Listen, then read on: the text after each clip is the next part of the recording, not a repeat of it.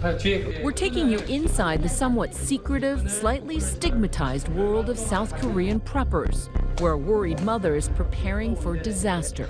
핵이 이제 우리나라에 공격을 당했을 때 어떻게 되는지. A Seoul businessman 20cm 미사일도 방어할 수 있는 이거 두께입니다. is building luxury underground bunkers. And South Korea's most famous survivalist And warmer. Portable battery. He also has a fire starter. carries a small go bag everywhere he goes. They're part of a tiny but growing community quietly bracing themselves for the unthinkable. War with North Korea. Sparks flew across the Pacific this past year as North Korea test-fired ICBMs, or intercontinental ballistic missiles, thought to be capable of reaching the continental United States. They will be met with fire, fury, and frankly power, the likes of which this world has never seen before. 미국 번터 전역이 우리의 핵 타격 사정권 안에 있으며 If it is forced to defend itself or its allies, we will have no choice but to totally destroy North Korea. And with the latest show of force from the North this morning, South Koreans say they're left feeling caught in the crossfire between two nuclear powers. We've been anxious about North Korean provocation since Korean War, more than 70 years. The bullseye has been on South Korea for decades. The main target is South Korea, I think. Grab your bag and go.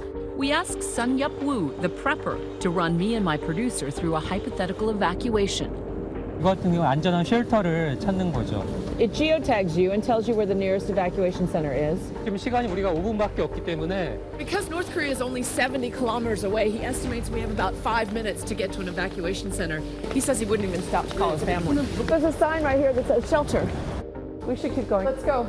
Rather than the first floor of the parking garage, he would want to go deeper.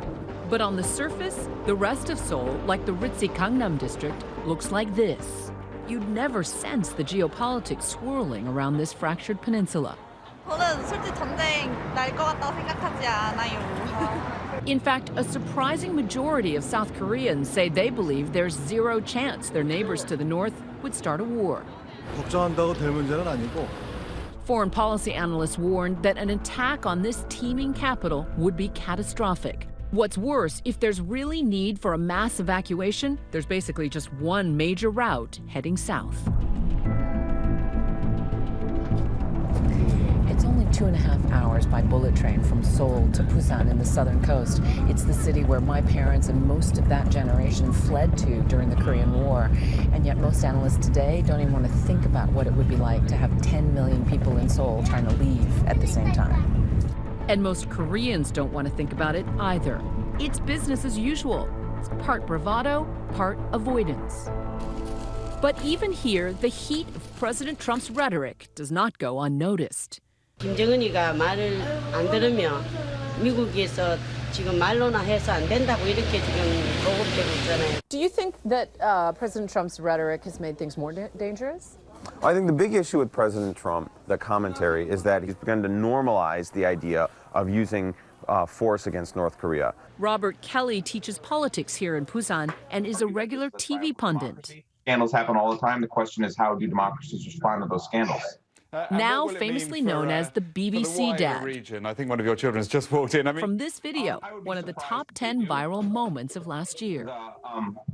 Pardon me. A rare bit of humor in his otherwise sobering day job, talking about the risks of nuclear Armageddon. And so the idea is that, I'm holding a gun to your head, you're holding a gun to my head, right? And as long as we both won't pull the trigger, we're both okay. That's classic arms control. Yeah, it's nuclear deterrence. The Kellys have a lot on the line. You want to go faster? Ready? Yes. Wife Jung-ah Kim is Korean, and this is home for their family. Daddy, let's sit together. They invited us to a home-cooked Korean meal. It's a winter kimchi. Oh, it looks amazing. Kimchi is very much the national dish. Our lunchtime conversation, what it's like to live under the threat of war. And the nuclear blessed. When do we have to do? But most of Korean people doesn't know how to do. I'm actually surprised at how nonchalant Koreans are about it. I ask my students, I'm like, okay, so like if the klaxons go off and it's like the real thing, it's like, what are you gonna do? And they're all like, I don't know, go home. Why do you think Koreans don't think about it or don't prepare? Used it. Boy who cried wolf problem, right? I mean, the North Koreans have been saying since what, the 60s, that they would turn Seoul into a sea of fire or something like that. I mean, nobody believes them anymore. They know, we know. If we have a new war, it will be a big war, then both countries will be collapsed. Which may be why Kim Jong-un sent a delegation to rare face-to-face talks just ahead of the Pyeongchang Olympic Games. And the two countries agreed to a joint women's hockey team. Some people have mixed feelings about the genuine intention. Former UN Secretary General Ban Ki-moon sees it as a step forward. In the United States, during the Nixon administration, we called it ping-pong diplomacy. Yes. This, in some ways, is hockey diplomacy. I have seen such a power which can instantly mobilize a passion and a friendship through sports. Even Kim Jong-un's own sister is attending the Olympics, the first time a member of the ruling family will step foot in the South. There's a lot of mistrust of North Korea. You see all the behavioral patterns which North Korea have been doing during the last many decades. Are you ever concerned that the escalating rhetoric could lead to a nuclear altercation? Even though it is unsettling, but I think it has some psychological impact against the North Korean regime. It's sort of like fighting fire with fire. Of course. But Kyung-ah Yang says watching the rhetorical volleys can be nerve-wracking. Her 11-year-old son has had trouble sleeping after seeing images of warfare. 혹시라도 막 전쟁이 일어났다거나 그러면 어디서 만나? 학교? 혹시 핵이 터졌다 그러면 운동장 밖에서 만나면 안 되잖아. 그렇죠. Yet while citizens may be anxious, the South Korean government says they see value in the combative exchanges. Maybe we can give the credit to Trump on some part in terms of making North Korea come to negotiation table. Politicians like Soo Hyuk Lee warn that military action, even a limited strike targeting North Korea's nuclear weapons, would be a colossal mistake. North Korea has a border with China and Russia. It could trigger an international conflict. Only one option is left: negotiation, diplomacy. No other way.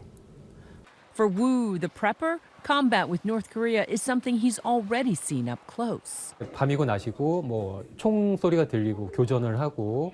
In 1996, he was a paratrooper in the South Korean army when North Korea sent dozens of commandos in a submarine to infiltrate the South.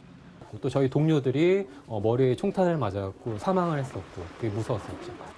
Woo says it inspired him to become a survivalist. And he's not alone. 반갑습니다. Thank you. Won Hyuk-go's underground bunkers are attracting attention. 북한에서 미사일을 쏜다든지 뭐 핵 관련해서 하면은 뭐 문의가 많이 옵니다. 한 40통, 50통 전화가 옵니다. Equipped with everything from oxygen to a hand-cranked power generator. He's yet to see booming sales. But 20,000 people take part in a digital prepping forum Woo's created, and some are beginning to take classes as well. 또 전쟁 위협도 크잖아요. Taking careful notes, Yang, that concerned mom who hopes that prepping will ease her son's anxiety. 이건 우빈가 보다. 그럼 아니에요? 배너라고 해서. 네. 와, 그래도 혹시라도 모르니까 이걸 준비하는 게 좋은 것 같아, 그치? Preparation that millions hope will prove unnecessary. Hi everyone, George Stephanopoulos here. Thanks for checking out the ABC News YouTube channel. If you'd like to get more videos, show highlights, and watch live event coverage, click on the right over here to subscribe to our channel, and don't forget to download the ABC News app for breaking news alerts. Thanks for watching.